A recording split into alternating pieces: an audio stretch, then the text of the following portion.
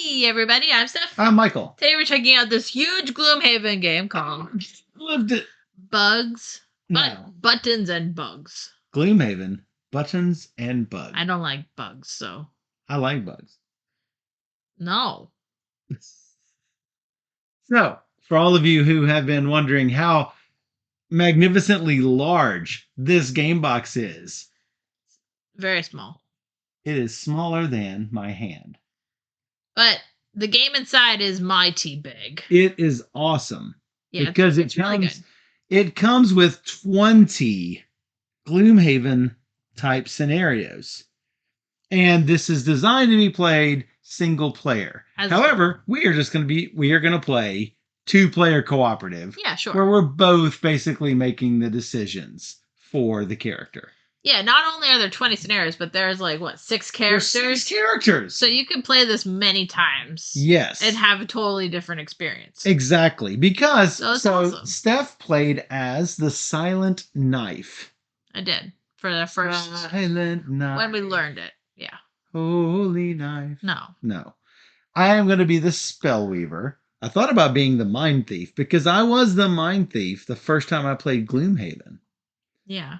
So going back to your roots. Back to my roots. But I did enjoy playing the Spellweaver.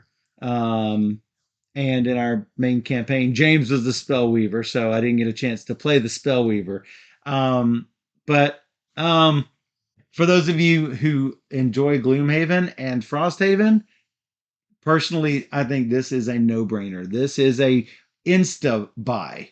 It is a solo game, but I've seen a lot of people complain about that. But like he said, we're gonna just talk it through and work together to figure out how to go at it. So it could be cooperative solo player. Yeah, I mean, it's not like it's not like a Gloomhaven adventure is boring to watch. I mean, I like watching the story unfold in front of us anyway. So it's not like that's true. I would have a boring time sitting there, watching Steph play through it and seeing everything unfold. We are going to be starting off fresh with this Spellweaver. So it would be just exactly as if you were sitting down playing this for the first time. Now, there are a few rules differences from Gloomhaven, but amazingly, most of the rules from Gloomhaven carry right over into Buttons and Bugs. There's a few differences, like how the elements are used, but otherwise it's fairly similar, like the 2-card thing. Yes. So, but for those of you who haven't played Gloomhaven before, first, why have you not? Second, we will go over all the rules with you. We might not go over each and every effect, but there's a lot of effects. But we will go over the basics with you, and anything beyond that you can certainly find on the icon reference and in the full rule book. Even I need that. I don't remember everything, so I just look at that. And that really helps. So, before we get started, let me thank Sufflefair for providing us this copy of Gloomhaven, Buttons and Bugs, but they didn't give it to us in exchange for this video. They gave it to us because they know we like to play all the games. So, let's go ahead and take a look at this now. Actually, look in front of me. This is all the room that is needed to play Gloomhaven, Buttons and Bugs. Very small.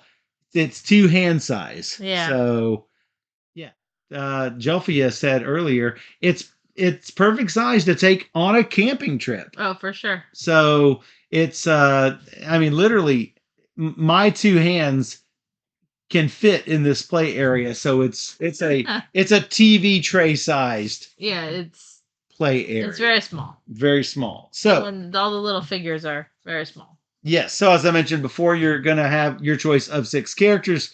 Spellweaver, Bruiser, Mind Thief, Tinkerer, Cragheart, and Silent Knife. And each of them with slightly different hit points. As you can see, just like in a normal game of Gloomhaven, you've got your active cards, you've got any items below you, all your discards to one side, all your lost cards to another. So a lot of these things are just like normal Gloomhaven. And again, if you haven't played Gloomhaven, not to worry, I will make sure you understand all of this. So you're going to start off with these level 1 cards. You have only 4 cards, and I think that is one of the biggest departures from Gloomhaven, is that instead of a set of 9, 10, 12 cards and then leveling those up, you're going to start off with 4 cards, and these cards can go up to a basically a level 2 version of those cards. So total, each character only has 8 cards from which to choose. So you've got 6 characters times 8 cards each, so you've got 48 different cards that you can play with. You have a scenario deck that contains the 20 different scenarios that are available to play. You've got several of these monster trackers. You've got 4 different ones, 1, 2, 3, 4. So you can put your little monster cards right on here. You've got your character tracker sheet that starts out on the standard level, but that can change. Well, right over here with number 1 on the when you are level playing a scenario level 1 adventure, and then those will go up based on your character level. So if I were a level 5 silent knife, I would put this on. Basically, these will upgrade your different ability cards, which you would normally have in Gloomhaven. That's pretty cool. Yeah, I think that is really awesome. So for those of you who are familiar with Gloomhaven, you can take a look at these components and already start figuring out, oh, hey, I see how this sort of works. Well, yeah, like the silent knife upgrades differently than the spell weaver, and you have also different cards it's like a whole different deck of cards. So there's a lot of extra stuff. Like, yes, they didn't need to put 6 characters, so that's really cool that they did. Exactly. And I think that the silent knife will upgrade slightly differently than the spell weaver. Oh, for sure. That's what I'm saying. So they're all unique. Each of the ability marks will be different. Yeah. Some I'm sure will have things like pierce, and some will have invisibility effects and things like that. Your cards are much different than what I played with. Absolutely. And so they didn't have to do this, but there are also 6 mini miniatures. It's very small. I mean, that is a little tiny spell weaver. I want to see someone paint them. Someone will. Oh my goodness, I'm sure someone will. But all of the other cubes, there's the markers that will go on here, and you've got 4 different colored monster cubes along with their corresponding hit point dials. And you've got hit point dials instead of keeping track of them, on a big, huge hex map board. The only thing that I don't have displayed is the current map for the scenario, but that is because it is actually on a card on the scenario deck. The map is actually just a hex map on the back of these cards. So I think it's fascinating what they've done with this. So the game comes with a learn to play booklet, and I think this was the most controversial part of Gloomhaven Buttons and Bugs, is that a lot of people were complaining that this game does not come with a full rule book. I think people who are familiar with Gloomhaven won't need to have the rule book in front of them all the time. People who are not familiar with Gloomhaven can learn from the Learn to Play booklet, and then after that, they might have to refer to that online rule book from time to time, but it's not like it's something that usually has to sit out in front of you.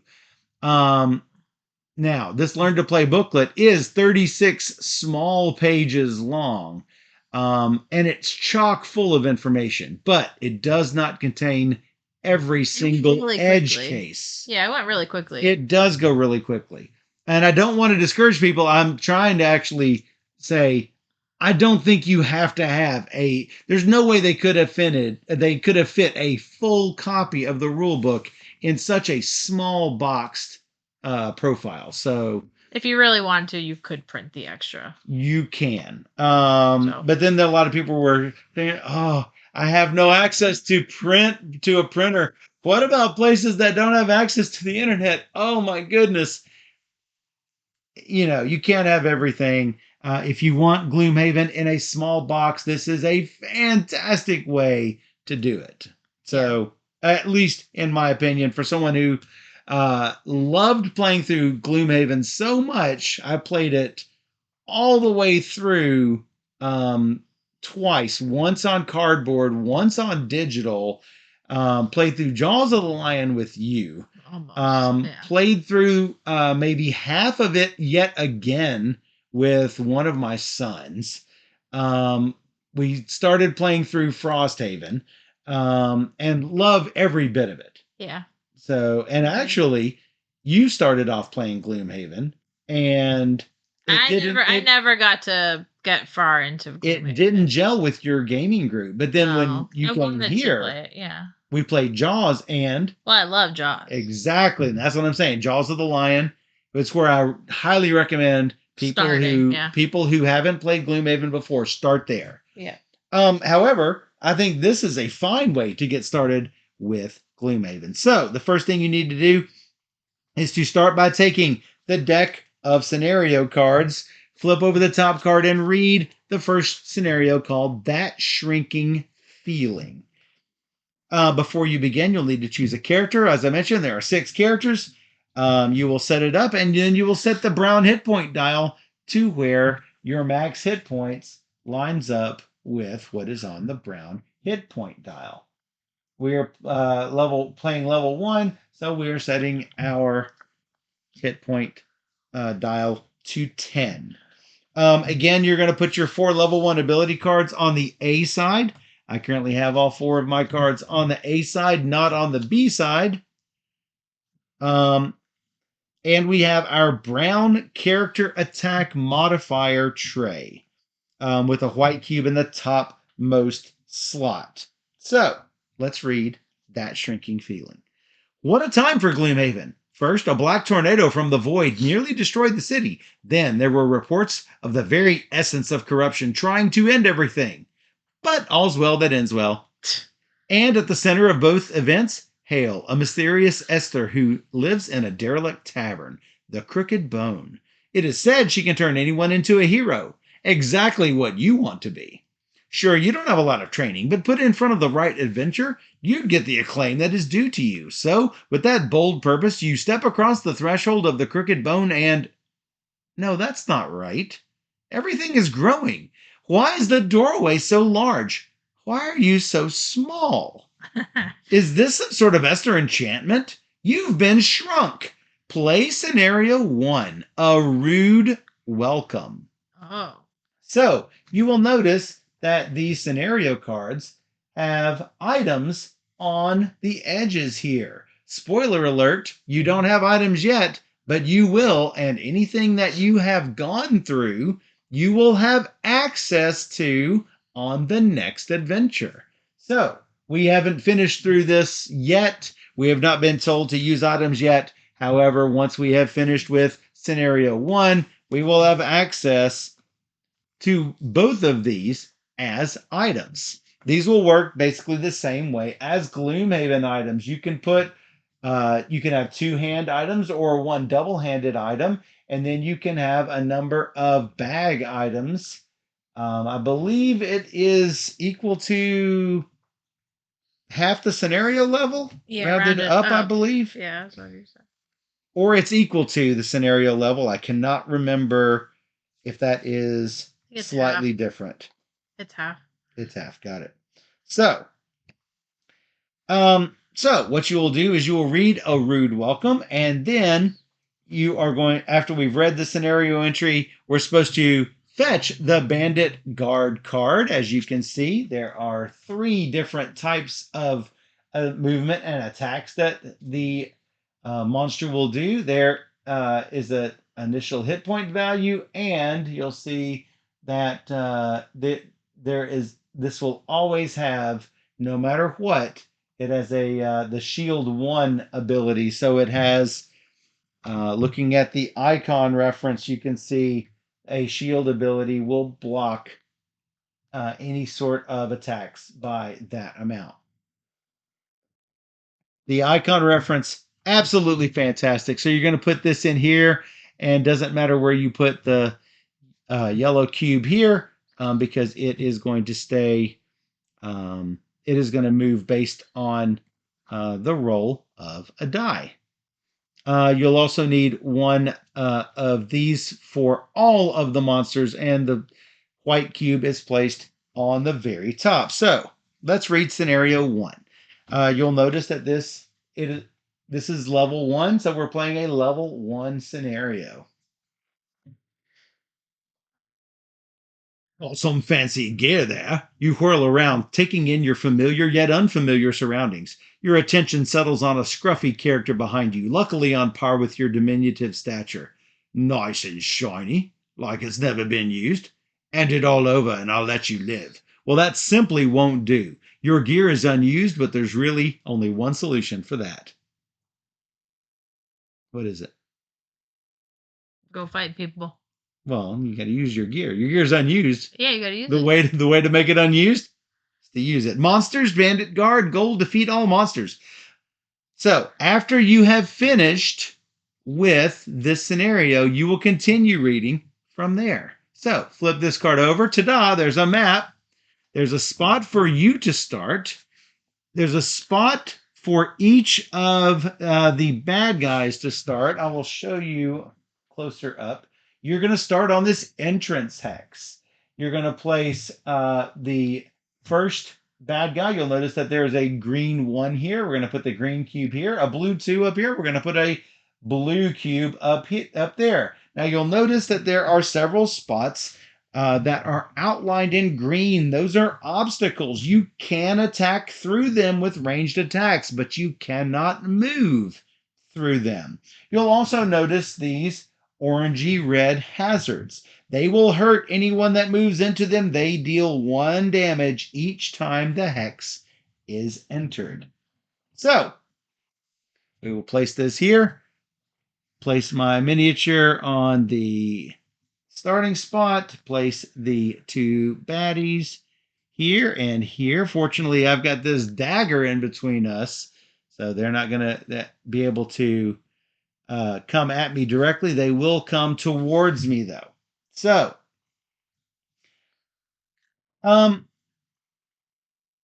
each scenario is going to be played over a number of rounds, and this plays suspiciously a whole lot like Gloomhaven. Whoa. So, I've got 4 cards. There's a top half and a bottom half. What you're going to do is you're going to pick 2 of your ability cards to use each round. So, here's the catch. I have to use the top of one card and the bottom of another card. So I could choose to use these 2 cards this round, and I can either do an attack of 3, targeting 3 critters at a range of 3, or along with a 3 move and a 3 attack at range of 3, taking this top and this bottom, or I can use this top part where I can consume the fire element. I'll talk about that in a second. And then looking at the icon reference, it's got a little strength thing. So you can strengthen yourself and then do an attack 2 at range 3, and then consume frost and do a 2 attack at range of 3 and muddle. All of these effects are located on the rulebook and or on the icon reference. And also a move 4. Now you can do these in either order you want. You can move first and then do all of this. You can attack and then move, whatever you want to do. Alternatively, you could also choose to do the standard attack, or movement. Now, there's really not a lot of reason to take a 2 movement instead of a 4, but you'll notice that there's always a standard 2 attack on the top and a standard 2 move on the bottom. If for some reason the effect that you want to do on the top or bottom does not exist there. The bottoms are generally for movement and the tops are generally for attack. But as you see, I've got an attack on the bottom over here.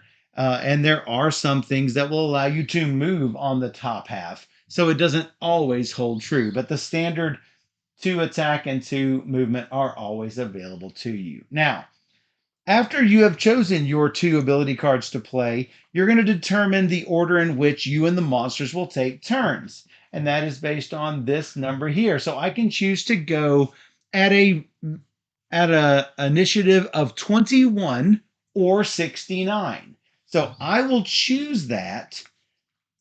And then we're going to roll the die. This die has got minus, plus, and a 0 on it. And that is going to let you know what the monster initiative is. If I roll a minus, then the monster is going to go at initiative 30. If I roll a 0, the monsters will go at initiative 50 and do these abilities. If I roll a plus, the monster is going to go on 70 and do these abilities. So I already have my cards. If I were going to do this, I have my cards chosen. If I were to choose 21, I know I'm going to go before the bandits. If I choose 69, there's a 2/3 chance that I'm going to go before the bandits, and a 1/3 chance I go. 1/3 chance I go before the bandits. 2/3 chance I go after the bandits. So keep that in mind when choosing your cards that you are going to use. You might not want to go first, so that could be a reason to. Oh, absolutely. That does indeed happen. So the rest of the round will consist of your turn and the monster turns. Basically, you start off with initiative 0 going up. Basically, lowest initiative goes first. So on a monster's turn, it will do its abilities in order. So let's say that it was on the 50. The monsters are going to move 1 and then attack 2. Whenever a monster moves, it is going to try to take the shortest route to you, and it will try to avoid hazards if possible. If there is no way around a hazard, it will go through the hazard, but that is the only time it will go through the hazard.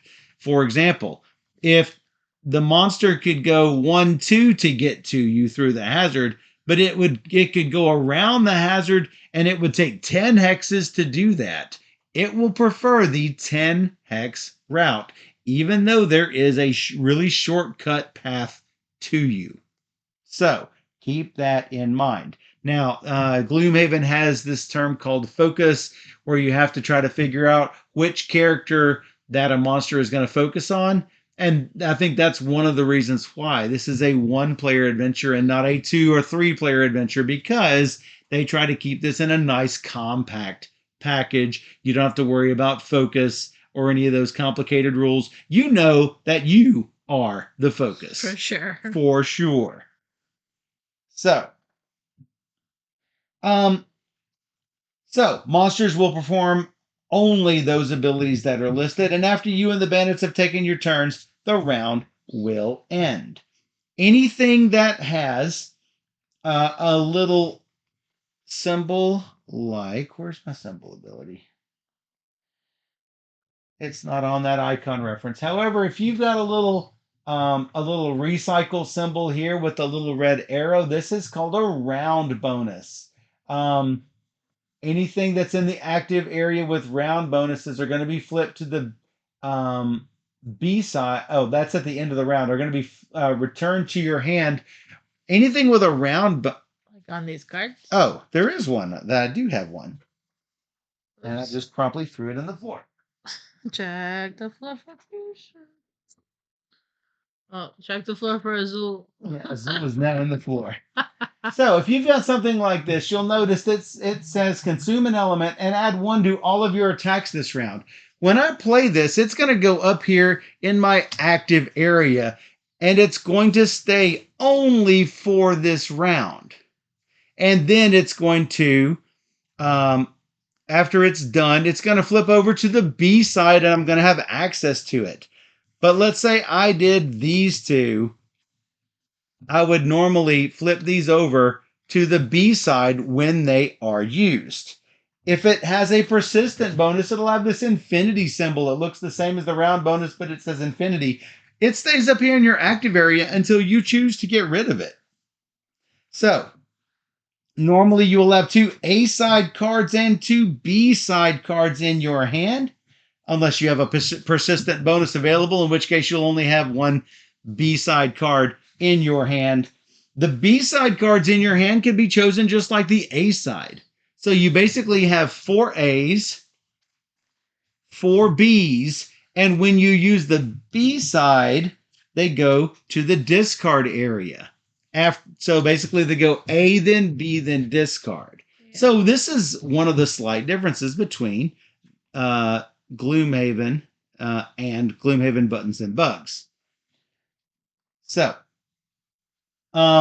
after you perform an action with the lost icon, however, if you use this lost ability, if you use this ability here, you will lose this card, and you'll place it in to the right of your character card where it stays for the rest of the scenario. So it would go over here in this adventure. I'm just going to put it off to the side. Losing cards can give... The lost card abilities can give you something really strong, but because you lose it, there's a chance that you might not win the scenario, because when you run out of cards, you basically become exhausted. Yeah. So keep in mind, beware of using these lost abilities very often. So there are also different abilities like targeting, which will let you select multiple targets. There's retaliate, that anytime you take damage, you're going to give damage back to them if it's melee damage.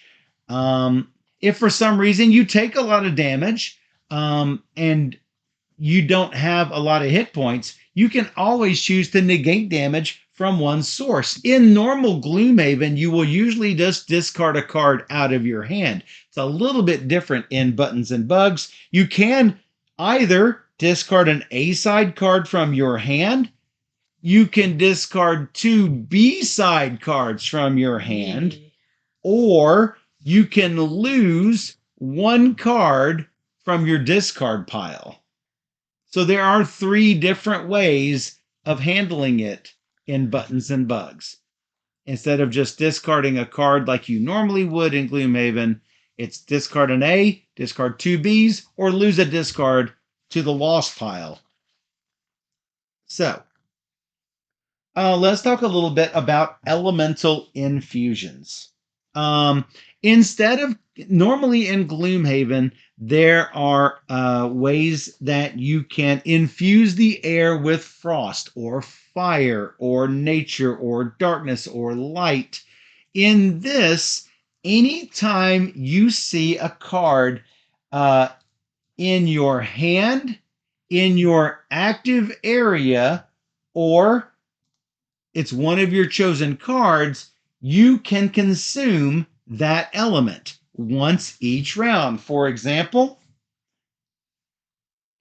if I had these 2 cards up, Freezing Nova will infuse the air with frost. And then when I come down here to play Arcane Bolt, notice if I consume an element, I get to add 1 to my attacks this round.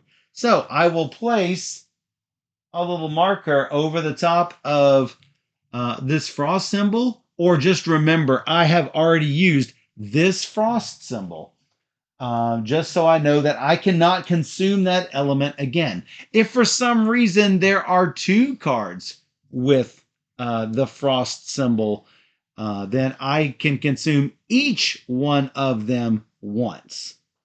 Also, it is important to notice that I don't even have to do Freezing Nova. I can just have this in my hand and consume this element, even if I am not actively using the thing that infuses the air with frost. It can just be in my hand. Now, it can't be in my discard or my lost area. It has to be one of my chosen cards, an active card, or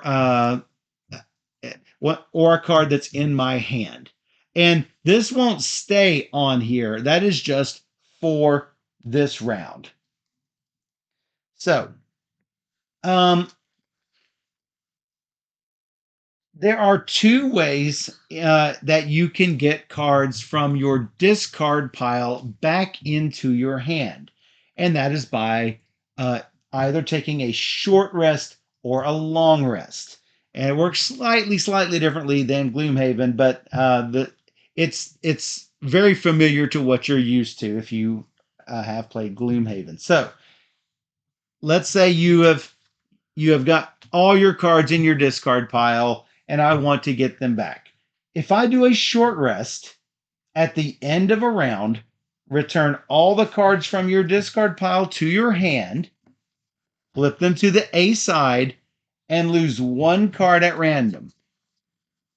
Boom, one card is gone. If I want to, I can suffer one damage and lose a different card instead. That's the same as Gloomhaven. Hey, thanks for following, Vardachi. Thanks for following. Instead of choosing two cards for the round, instead you can do what's called a long rest. You'll say my initiative is 99, meaning I'm doing no actions this turn other than my long rest. And then I return all the cards from my discard pile to my hand, and instead of choosing a random card, I select the one card that I want to be lost. Then I perform a heal 2 self. Notice that happens only on a long rest and not on a short rest. Finally, if you have any items that can be recovered, for example, let's say I had this bottle cap helm. Notice I've got this little symbol on the bottom. Whenever I use it, it is going to be exhausted. But you can then recover those items if you take a long rest, but not after you've taken a short rest. So keep that in mind. You can become exhausted by running out of hit points. You can become exhausted if you don't have two cards in your hand to play, or two cards in your hand and discard pile that lets you so that you can rest and then have two cards in your hand and discard into your hand so that you can play them. So if you ever find yourself unable to do that, no matter what, then you have become exhausted. You lose the scenario, and then what do you do? No big problem. You just have to try to play that scenario again. You burn it. No, you don't burn it. I'm just kidding. You don't burn it. After you finish the scenario, then you are going to gain items. You will have maybe some upgraded abilities, and we've only gotten through this first scenario, but I assume that it is going to tell you what to do. You'll notice that the level 2 scenario cards, trying not to spoiler a whole lot here, the level 2 cards are in blue, where the level 1 cards are in green. And there's a different color for each one. They'll turn purple and then red and then like a darker forest color green for level 5. So you are going to go from level 1 to level 5 as those scenarios increase. And that's going to help you get more hit points. And also, you'll be able to increase your cards to level 2. And you can choose the ones, you probably choose the ability cards that get upgraded, though, like I say, we have not gotten there yet. Steph, do you think I've missed anything here? I think I pretty much covered. covered all of the main things. I think the main things that are different is how the elements work. Mostly how the elements work, and the fact that that you've got this different way of choosing what the monsters' abilities are going to be. I should mention every. Let's say I were to do a combat against something. You're going to do whatever damage, and then you're going to roll the die to find out what the modifier is going to be. So if I were to do 2 damage and I rolled a minus, clearly I'm going to only do 1 damage. Yeah, and he's got a shield, so And he's got a shield. He's got a shield of 1, which blocks that 1 damage, so that's bad. Yeah. If I were to do 2 and roll a 0, it's plus 0. If I were to roll a plus, it would be 2 plus 1 for 3. Minus 1 for the shield is 2. And so that would be much better. In any of those cases, I move the white cube down a row, and so I have a different set of numbers that I can choose that will affect me on my next combat. Remember, each individual target is going to be an individual roll on this chart. Anytime a monster attacks, it's going to basically go in order from monster 1 to monster 2 to monster 3. And every time they roll against you, they are going to move down this chart. So that's the main differences. So let's go ahead and fight. Play this scenario. So let's see what we've got here on these abilities. This is my first time playing the Spellweaver, so I don't want to be reckless with... Reckless. No, I don't want to be reckless with losing cards to the lost pile with the little lost symbol here. So maybe we want to just be a little conservative with that. These guys have no ranged attacks and move a maximum of 2. I've got a lot of ranged things, so I probably just want to stay the heck out of the way. Maybe so you can do your move 4. Park myself in the corner in a bit. So if I were to, oh no, that's a loss. I gotta think about that. I was thinking you're gonna use that card to move 4. I could move 4, but I think I might just need to move a maximum of 2 just to stay slightly away and see where they go from there. So, this here is attack 2 and target the 2 enemies closest to me, but within 3 hexes. So I would need to be, let's see, I would need to be here. Now he's within 3 hexes and he is within 3 hexes. However, that would put it so the blue is within 2 steps of me and could come at me. I could go here. That's within 3 and 3, and neither can reach me. You see where I am there? Yeah. I've got 2 obstacles over here. Yep, that seems so that's not bad. And they get muddled, which is also a good thing. However, I would then lose access to this frost if I were to want to do this. This I won't lose if I were to do it. I do have fire and frost I could consume. This might be a good opening play, this Dancing Gales. But make sure to keep, like maybe I play these 2.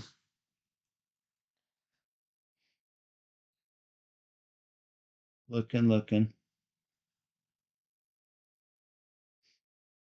Because I don't want to lose this to the lost pile by doing the bottom ability. Yeah.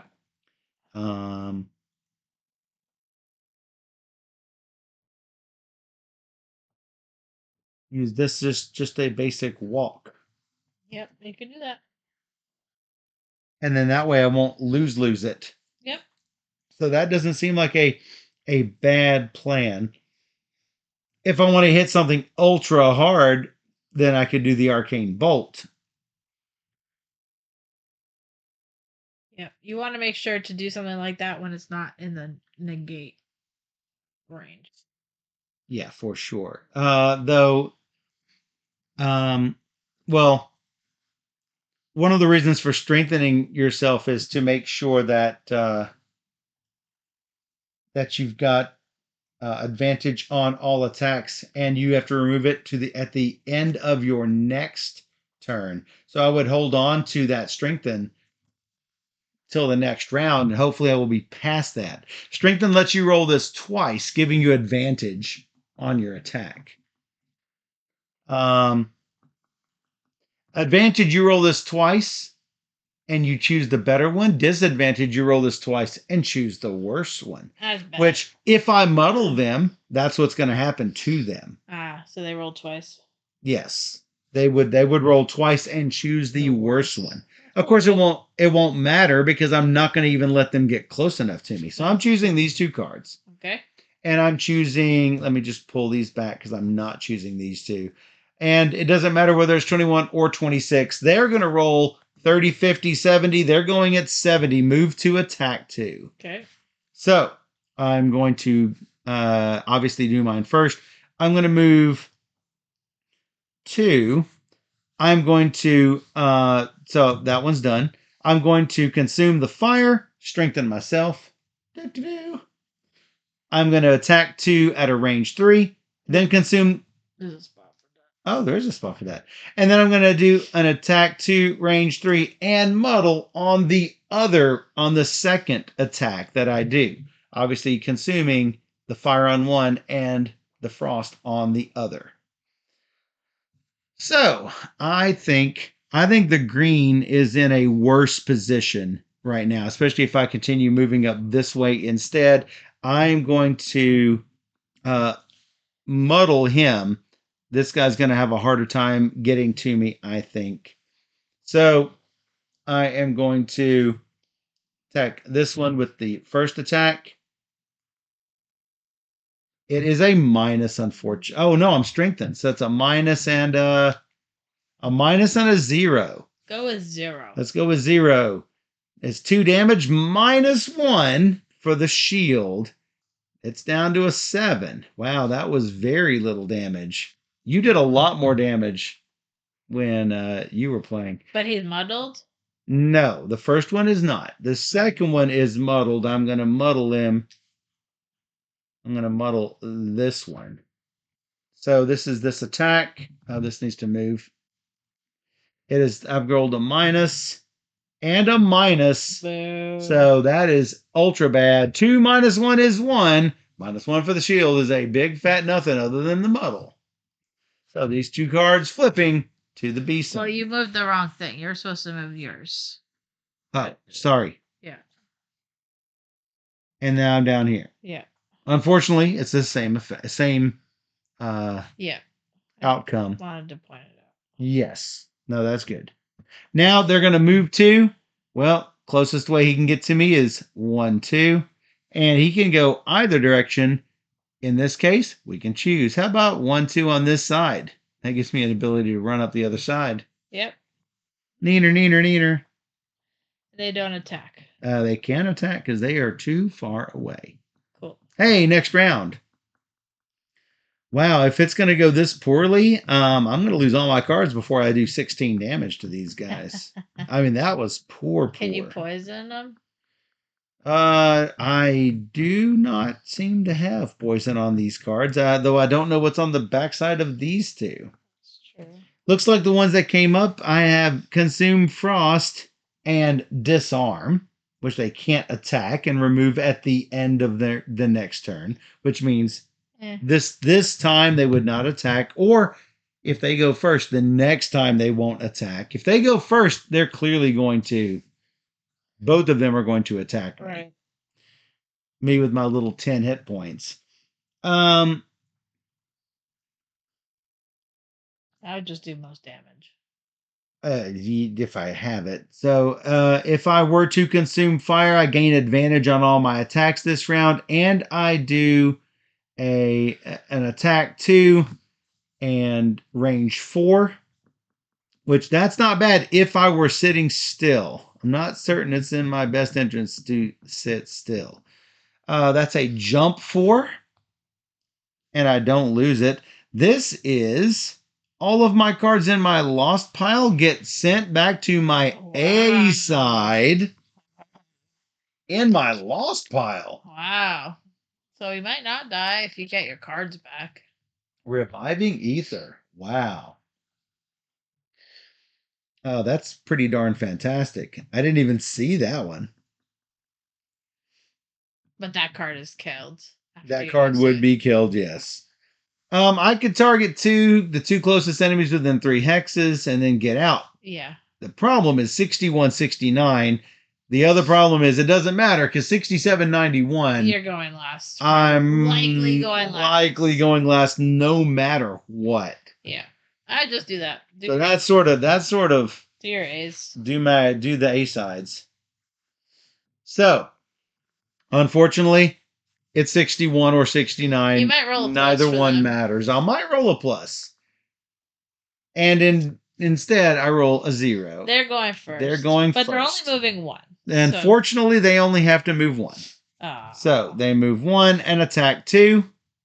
I'll let you roll for them. That one is the green one. He is not muddled. And of course, he does the plus. So that is a whopping 3 damage. Oops. Ouch. It may be a short match here. That's down to 7. Then the other guy goes. The other guy, but he's muddled. He will roll twice. All right, he moves first. He moves down towards me. He rolled a plus and rolled not that. How about not plus? And another plus. That's 4 damage. Maybe that's how I won the first game. I rolled all these great things for me. That's not good at all. I'm sorry. So that I've got 2 Bs in hand. I guess I just take it. I mean, I really don't have much choice at this point. You're gonna kill him now. No. Also not likely. Wow. At least they don't have double shields. Goodness, I got ruined. I'm sorry. I mean, you couldn't help it. So he gets rid of his muddle. Oh. That's fine. I'm about to remuddle him. Good. I'm doing 2 damage. Target the 2 enemies closest to me within 3 hexes, but it's not a ranged attack. It's just a 2 damage. And then I'm probably going to just move 4 and get away because, man, that sucked. They will be muddled, though I don't think it'll matter. Not if I roll all pluses. So, first the green.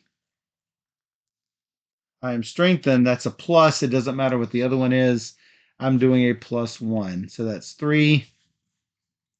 -1 is 2. Wow.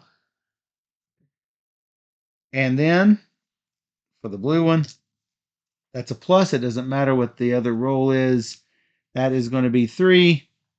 -1 is 2. They're both muddled. That is this attack, and then I'm going to move 4 just to get away. Run away. 1, 2, 3. Is that the best one? 1, 2. Yeah, just run really far, and then you go second next turn. Oh, I'm definitely planning on going second next turn. And then those cards flip. Those cards flip. We're going to see what comes up.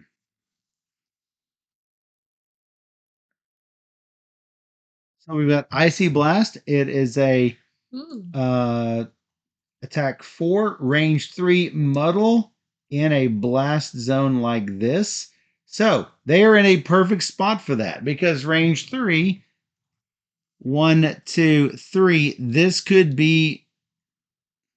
Well, I don't know if that has to be. I think that has to be one of the characters, although this is in 3, and that is the shape. I would have to look at the. But you're going to go second anyway. They're going to move towards you anyway. That is also true. Hopefully they stay together, though, is the thing. Why wouldn't they?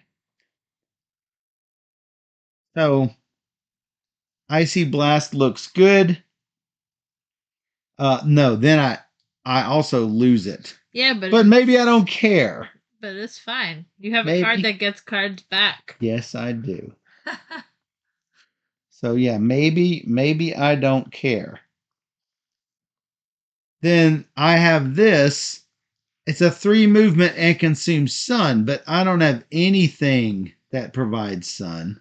That would give me a retaliate 2, but I don't have anything. Yeah, it's not great. It's not great. I'm guessing later scenarios you'll have a card that will have a sun. I'm considering doing the 2 of these because I will lose both of them. Yeah, makes sense. And then you could get them back. I can get them back. So I'm going to go. Well, I might not go last. You might not, but the likelihood is Likelihood is high. yeah. Well, clearly I have to choose these two, so I'm going to choose these two. Not negative. Oh no. Now I have to look up the rules. I have to make sure that this can be one of the target spaces within 3. I don't see why not. I don't see why not. However, I want to. Yeah. Fortunately, I. Do I have the. Had to pick the most complicated character. Well, yeah.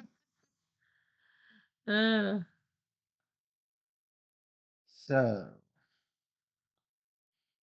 Fortunately, you just scan the on the back of the how to play. There is a QR code for the full rules, and I should be able to find it relatively quickly.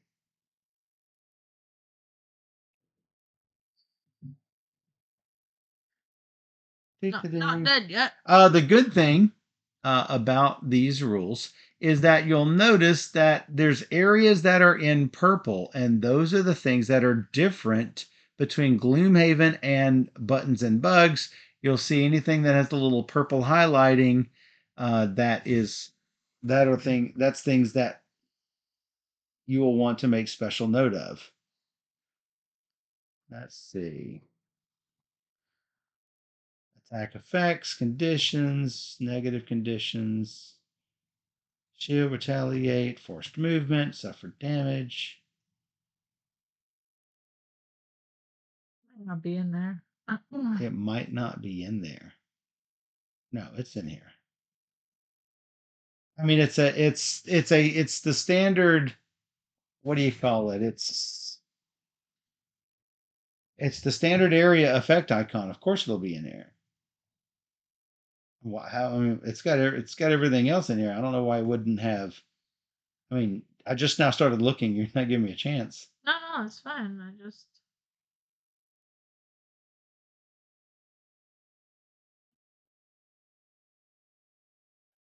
Red indicates the hexes in which figures can be targeted. Only one red hex needs to be within the ability's range. This initial hex does not need to contain a figure. boom. Right there. So 1, 2, 3 does not contain a figure, but 1, 2, 3 is a nice little area where I can. Hey, time roller. I can do that. Oh, I'd lost this, by the way. So am I consuming fire? I don't have fire on my card. So I cannot gain an advantage on my attacks. I get an attack of 4 against both of them, and I get an attack of 2 against one of them. I think I do the attack 4 first, especially since I have a double right here. Right. They were muddled last turn. So this turn it won't matter because they can't even get to me. So that's fine. I am going to.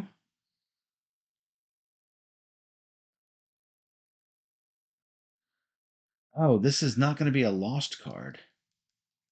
It's a flip card. Or it's an effect card. I don't know. Yeah. It's a permanent effect, which won't need to be a permanent effect because it is just, it doesn't gain advantage on the attacks. All right. Your times 2, by the way. Yeah, if I can get the plus. Going after the green one first, because if I roll a plus, he is dead. How about a 0? And I don't have my advantage, unfortunately. So I do 4 minus 1 is 3 damage. He's down to a 3. Maybe I should have lost 1 on that damage. Lost a card on the damage. And then I'm going at... Oh, sorry. I went after the blue. I mean the green. So 5 goes to 2. That's the wrong one. Doing the blue. Not negative. It is plus. So plus 1. 4 plus 1 is 5. Minus 1 is 4. Yep. He is also down to a 2. Yep. This goes back up to the top. I'm doing this one down here. A 2 at a range of 4.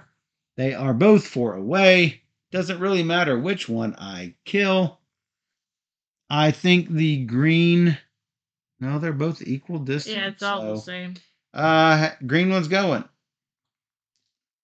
And it's a plus, so he is gone. Did it. Did it. Killed them dead. On the bright side for him, he is not muddled anymore. Oh, nice. He's also dead. He's not thinking about anything right now. This one goes into the lost pile, which technically I should keep a lost pile because I can get them back with this card. Yep. This one just goes into the discard pile. And now the blue gets to go too and realizes he can't get to me, so sad. Goodbye, Muddle. Hey, it's time you have again. 2 cards left. I have 2 cards left. I guess I'm playing. Can you kill them? I guess I'm playing these 2 cards. Yeah. Can I kill him? Yeah.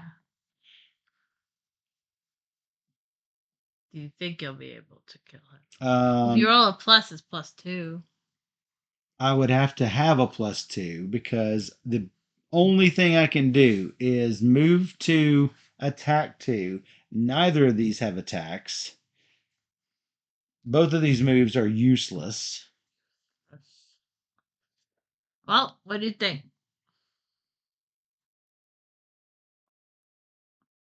I think I just use it as a standard 2/2.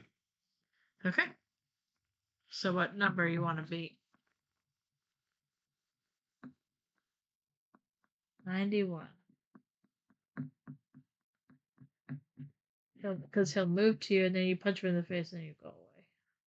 He might not move to me. He might move 1 if you roll a 0. Well, currently he's got a move 2 and a move 2. Either one can reach me. I think I need to try to punch him first. Because the chances of him taking me out sort of high. So I'm going on 25. He is going to go on 70. Unfortunately, it's a strength 2 attack. So good luck, me. He might roll nothing. Oh, he is on the nothing, isn't he? Yep. So if I move 1, he can't reach me. I don't know what good that does you, though. Get some cards back. Yes. No, fortune favors the bold. Just going to go after him. I will need the plus to win. Yep. And of course, I rolled the -2 -1. -1 is a big 0. And we roll for him. We roll for him. Here's my death. That's a plus. That's 3. I'm a bad person. Well, I think my abilities are to lose one of these to the pile, but then when I heal, I'm down to 1, so it doesn't matter. That is death for the spell weaver. No. I mean, there's no other way to look at it. But death in the face. Because I've only got 3 here in the discard pile. I would have to take these 1 to lost. Resting will get one of them to my hand, and I don't have enough. I got you. So that was foreplay by the Spellweaver, I'm guessing. Because killer for the. I mean, it's plus every time. I didn't mean to lose. Every time. I'm sorry. So It's a nice little challenge. Yeah, okay. And it's Gloomhaven. Am I right? When I played it with Silent Knife, I like destroyed them like You did. this. But so it just goes Oh. to show that the Spellweaver is a harder character. Like because we looked it up and like the Silent Knife was like rated 1 easy, like because it's straightforward, right? So but like, you also so you had one more hit point. One more hit point would have kept me alive. yeah, sure. I'm not. That was a damage 3 attack on a 3. Yeah, it was unlucky. Had I lost a card to my lost pile, I could have played my 91. I could have backed up 1, played my 91, get everything back to my A side, and bam, I would have been in it. So that was just instead of taking the 4 hit and the 3 hit and the 3 hit, that was only 3 hits, mind you. Yeah, 3 hits killed me. Yeah, that was. You didn't have you were taking 1s and 2, 0s, 1s and 2s. Right. I was taking 4s, 3s, and 4s. Yeah, I know it's a lot. But that 1 extra hit point does make that much of a difference. Oh, for sure. So it was definitely close. But it is a harder character to like find the pattern. Well, yeah, but I like harder characters with high complexity. Yeah, for sure. It's good that there's options. Like I love options. I like basic because I'm not that good at the game yet, so I like to keep it easy. I love fantastic options like that. So, if you had one, basically it just says, oh yeah, it's on the other side of this map.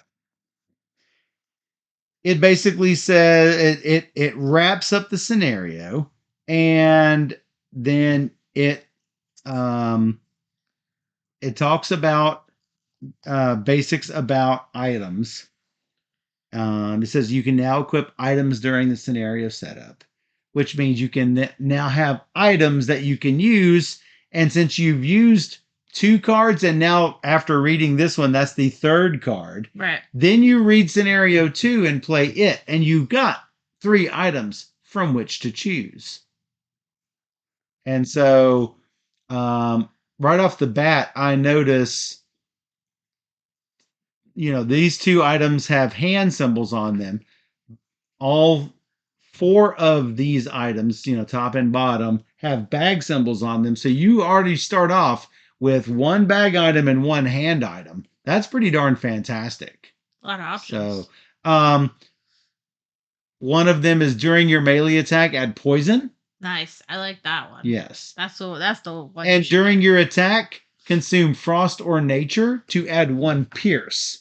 Oh, you had muddle as your Spellweaver, and I had poison. You have poison. So I got to poison them, and that helped out. Yes. My victory when I played. So I was super amazed at how much this is Gloomhaven in such a small package. Nobody expects. That was one of the criticisms with normal Gloomhaven is like you have to have a Mack truck to put all of the big huge Gloomhaven box in, which I didn't find it to be excessive. No, I don't mind it at all. Today's games are always coming. Games are that size now. Yeah. But man, people are going to find ways to complain about, of course, things. But this, can you imagine full Gloomhaven in a box like this? This to me is a miniature full Gloomhaven. Could you get the same sort of crunchy feeling? Which of these cards do I play? I like that. Yeah, me too.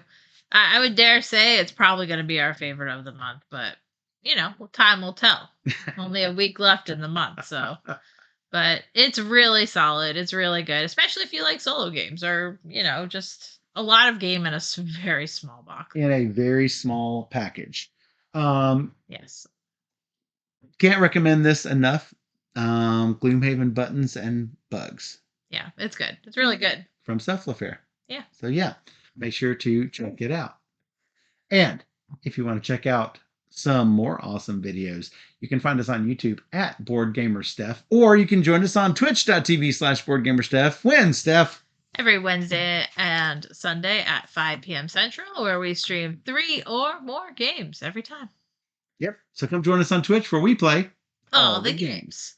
For those on Twitch, we will be right back.